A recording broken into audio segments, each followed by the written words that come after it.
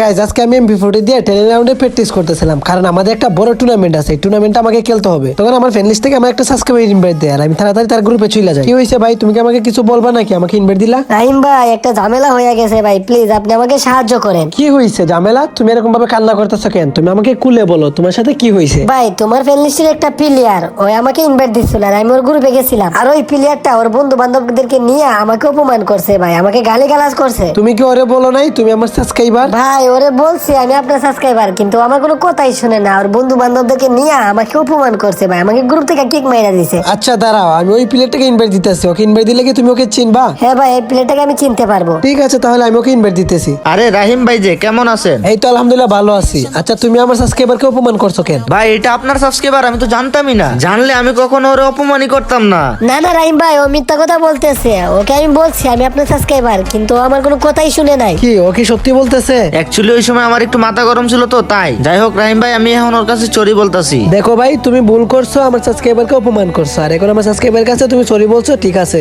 এই ছোট, তোর কি আর কিছু কেন বলার আছে? না রাহিম ভাই, আমার আর কিছু বলার নাই। তো বন্ধুরা, কখনো আপনি আপনার ফ্রেন্ড লিস্টের প্লেয়ারদেরকে নুবট বলে অপমান করবেন না। ये बड़ी अच्छी बात कही आप।